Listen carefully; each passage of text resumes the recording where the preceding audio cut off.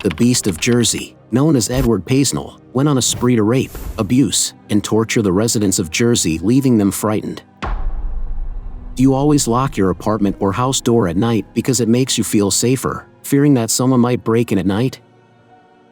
What if I tell you that there was a man who didn't care at all and still managed to break into houses? We're talking about Edward Paisnell, also known as the Beast on Jersey.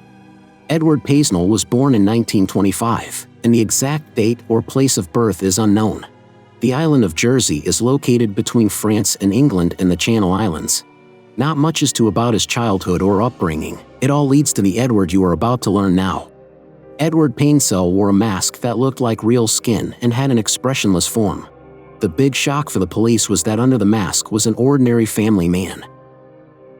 He was active between 1957 and 1971. The residents of Jersey had to live with this fear for all those years, the fear of being the next victim, the fear that their house might be the next one the Beast breaks into.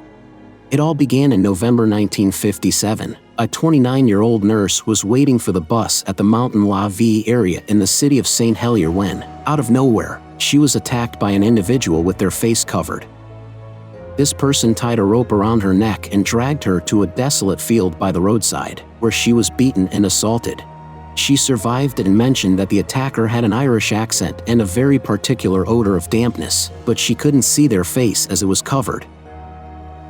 After that attack, no similar cases were reported until March 1958. Later, in July of the same year, another woman was attacked at a bus stop near Trinity. She was forcibly taken with a rope and left near the road.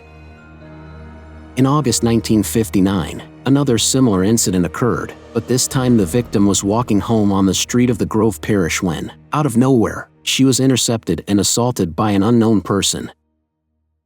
When the victim went to the police to report the terrible incident, she provided the first clues to find the attacker. The description of the assailant was of someone between 30 and 40 years old, approximately 1.67 meters tall, with an Irish accent, and wearing a rope around the waist, which was used to subdue and take her to a lonely place. The officials immediately connected this incident with the Beast of Jersey. In 1957, Paisnell approached a 32-year-old woman waiting for a bus, wearing a scarf over his face. He tied a rope around her neck, forced her to a nearby field, and fled after the crime. In the following years, he committed similar acts, targeting a 20-year-old in March, and 2 more women in July and October 1959. On Valentine's Day 1960, Paisnell broke into a house, entered the room of a 12-year-old boy, tied a rope around his neck, and abducted him to a nearby field. After this incident, children became prime targets for Paisnell. He broke into another house, positioned himself in a dark corner of a 10-year-old's bedroom, and watched him. When he woke up, she screamed so loudly that Paisnell fled. He would swiftly and silently approach the victims. Their eyes were blindfolded, and a rope was tied around their necks. Subsequently, they were taken to a nearby field, where he would abuse each of them before returning them home. During the attacks, the assailant spoke a lot with a very soft voice. On some occasions, he mentioned his wife and made references to his deceased mother, whom he supposedly murdered due to her issues with alcohol. All these peculiarities were shared on the island of Jersey, and anyone suspecting someone immediately had to report it to the authorities. Thanks to the massive dissemination of the profile, the subject stopped attacking. The plan had worked as the investigators hoped, and for 2 years, no incidents were reported. However, in April 1963, the Beast of Jersey returned, attacking 2 more young individuals. In July 1964, he targeted a young girl near the parish of Trinity. The following month, another attack occurred, but after that, another cooling-off period of 2 years occurred. In 1966, the Jersey police received a strange letter from an individual claiming to be the Beast of Jersey.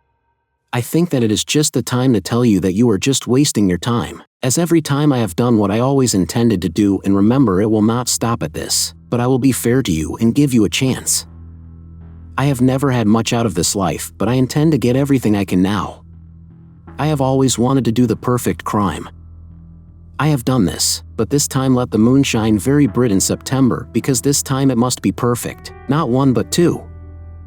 I am not a maniac by a long shot, but I like to play with you people.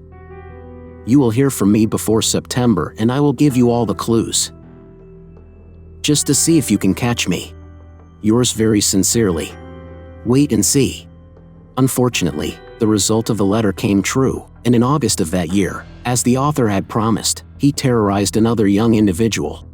The assault was very similar to previous ones, but this time, a new detail emerged. Strange, long, spaced, parallel scratches were found on the victim's torso after the attack. Following this incident, the perpetrator had the longest pause in his activities. In August 1970, a young person woke up in the early morning to a light shining on their face. Upon opening their eyes, they saw a torch held by a man wearing a terrifying mask with black, pointed hair and a long overcoat. The child had been threatened by the attacker to remain silent, as failure to do so would harm their family. However, in February 1961, the Beast of Jersey struck again. The police received reports of 3 child abductions in February, March, and April, where the children were taken from their homes, abused, and then returned. Over 3,000 people were interrogated, and fingerprints were collected from those with criminal records, but nothing seemed to work. The press was aware of the ongoing investigations, and the residents were terrified, leading them to request external help from Detective Inspector George Schuttler. One of Schuttler's first actions was to appeal to all islanders to become detectives, establishing neighborhood surveillance, looking out for each other, and reporting any unusual incidents. The police had concluded that all these attacks were committed by the same person, leading to a detailed profile of the suspect. The Beast always attacked at night between 10 p.m. and 3 a.m., mostly on weekends. He seemed to have good knowledge of the island. On the night of July 10, 1971, 2 Jersey police officers were patrolling in the area. Around 11:45 that night, they spotted a Morris 1100 sedan driving erratically and running a red light. The officers immediately pursued the vehicle for several kilometers. During the chase, the Morris car collided with other vehicles, drove in the opposite direction on the road, and even sped in an attempt to evade the police. The individual got out of the vehicle and tried to escape, but one of the officers eventually caught up with him. He was immediately taken to the police station for resisting arrest. They noticed that he had an old waterproof coat with nails protruding from his shoulders and lapels, very large nails, and he wore large woolen gloves. His pants were old, tucked into his socks, and he had big black boots covering his feet. When the suspect emptied the pockets of his coat, things became even stranger. The coat contained a flashlight with black tape covering the front to provide only a small beam of light, a pointed woolen hat with 2 long laces, several empty cigarette packs, rolls of tape, and a black wig with stiff, pointed hair. They had finally found the individual they dubbed the Beast of Jersey. The suspicion became more certain when they removed the last item from the coat, an awful rubber mask with many folds around it. When asked about his strange attire and why he had tried to flee, he claimed he was going to a sensual party. He explained that the nails on his clothes were a defense against anyone using martial arts to attack him, but he remained silent about the mask and wig, stating he didn't know how to explain them. However, the officers noticed tape marks on his face that matched the tape inside the mask, indicating that he had worn it at some point that night. The next day, the police proceeded to search his house, as the man was the prime suspect, and now they were convinced they had the Beast of Jersey under arrest. What they found in his home astonished them. In the master bedroom, they discovered a secret room locked with a Yale lock that he had built. When investigators opened the door, they noticed several old clothing items hanging, including an old beige trench coat, as well as some wigs, false eyebrows, and various hats and caps. On a hook, there was a hanging camera, and on the wall, there were several photographs of houses. Additionally, there was an altar consisting of a small alcove covered by a red curtain. Over time, everything changed.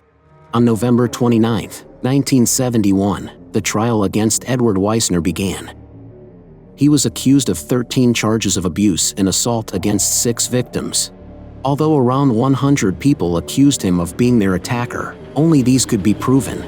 The Beast of Jersey never murdered anyone, although he was considered a suspect in some murders. He never managed to explain what motivated him to commit the attacks or why he changed from one victim to another. He only gave evasive and contextless answers, and most of the trial only spoke of curses and esoteric rituals.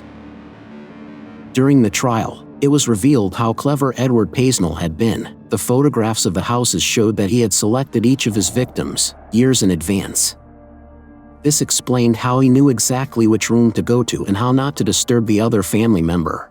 It took a mere 38 minutes of deliberation for the jury to find him guilty. In 1972, his wife wrote a book about Paisnell titled The Beast of Jersey. In the book, Joan discusses her husband's horrific deeds but also portrays him as a loving and caring man who adored children.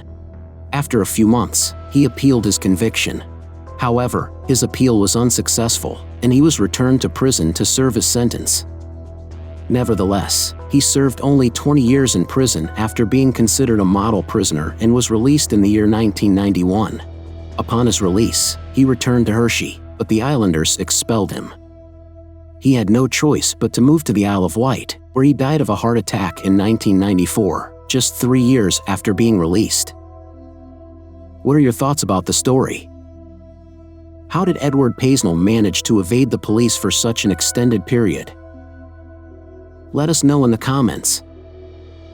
Thank you for listening, and don't forget to follow for more crime stories.